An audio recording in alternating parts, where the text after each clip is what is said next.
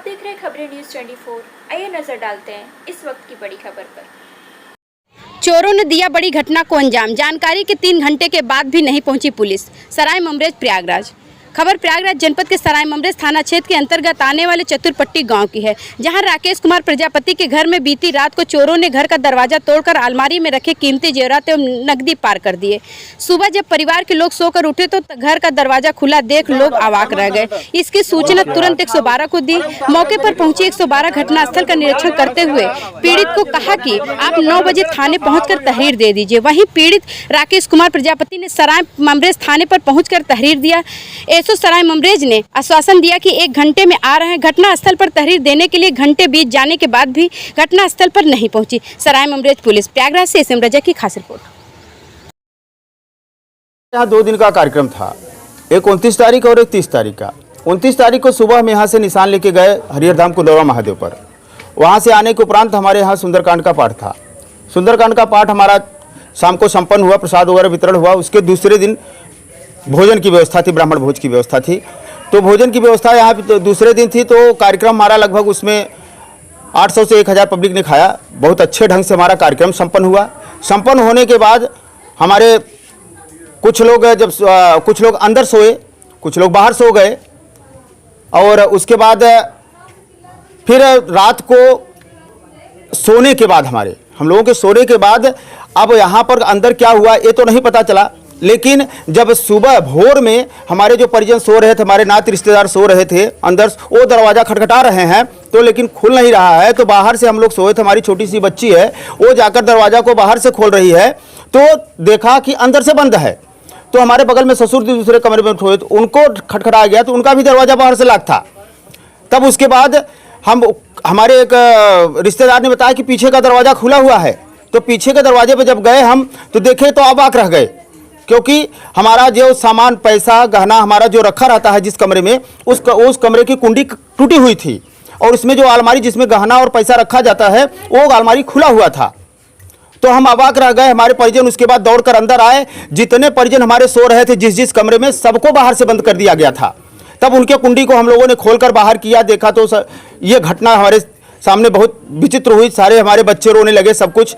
अब उसके बाद अब उसमें जितने भी सामान थे, जितना भी पैसा था और हमारे जेवरात थे, सब खत्म। पता चले कि घर में चोरी हो तो आपने किसको जानकारी दी है? सबसे पहले हमने 112 नंबर को फोन किया। नियर अबाउट लगभग मान के चलिए 5:30 बजे करीब। कितने देर के बाद 112 पहुंची थी? 20 मिनट के बाद, 20-25 मिनट के बाद 112 आई है।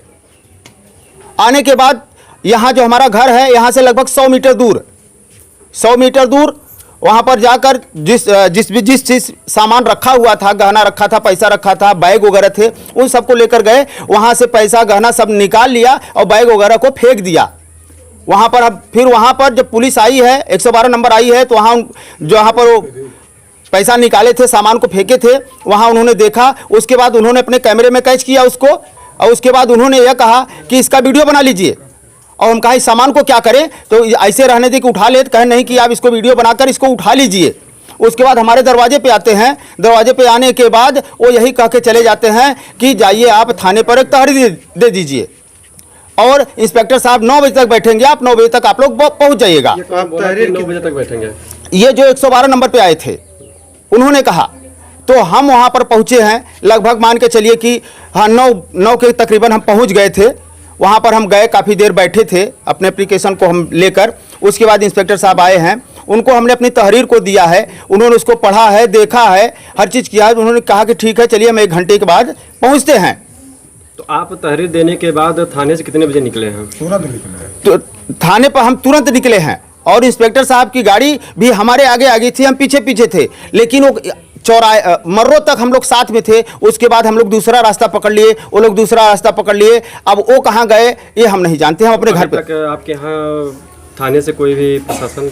नहीं, अभी तक थाने से प्रशासन कोई भी नहीं आया। यहाँ तक कि हमारे कमरे जो कमरे थे, सबसे पहले जो घटनाएं घटित हुई है कमरे में, ऐसा लगता है, हमको देखने में लगता है कि वो पहले कमरों में घुसा है, क्योंकि हमारे जो नाते रिश्तेदार थे उनके बैग में पैसा रखा था, गहना रखा था, वो कमरों में रखा था, उस दूसरे कमरे में रखा था। उस दूसरे कमरे में पहले उसको चोरी किया है, उसके बाद फिर दूसरे कमरे में घुसा है, वहां से मोबाइल और टैबलेट को उसने चोरी किया। 2 मोबाइल, 1 टैबलेट, जिसमें एक मेरा पर्सनल मोबाइल है मैं पेशे से टीचर हूँ प्रतापगढ़ में। मेरा एक पर्सनल मोबाइल है, एक परिवार का हमारे मोबाइल था, और भी मोबाइल थे वहाँ पर। एक प्रश्न का जवाब दीजिए। आप 9 बजे थाने पे तहरीर देते हैं और आपको कहा जाता है कि 1 घंटे के बाद हम पहुँच रहे हैं। जी जी। और आप साथ आते हैं मर्रों तक, उसके बाद प्रशासन अभी तक क्यों नहीं पहुंची? कितना टाइम हो रहा है आप बता सकते हैं? इस समय लमसम कितना बज रहा है? 12 बज रहे हैं। 1 घंटे पहले हम 3 घंटे हो गए, अभी जी। तक प्रशासन नहीं आया है। प्रशासन के बारे में आप क्या कहना चाहेंगे? प्रशासन का रवैया अगर इस तरीके से लूज रहेगा तो आने वाले समय में ऐसी अगर वारदातें होती रहेंगी तो लोगों का जीना दुर्लभ हो जाएगा। तो आप सरकार से क्या कहना चाहेंगे? सरकार से यही कहना चाहेंगे कि प्रशासन व्यवस्था को चुस्त दुरुस्त किया जाए, जिससे हमारे जो गरीब जनता है, जिनके घरों में कोई वारदात होती है, उस पर तुरंत एक्शन लिया जाए और उनके खिलाफ कड़ी से कड़ी कार्रवाई की जाए जिन्होंने वारदात को अंजाम दिया है। शासन का तो बड़ा दावा रहता है कि प्रशासन बहुत ही दुरुस्त चुरुस्त है। दावा करने में और कहने और करने में बहुत अंतर होता है।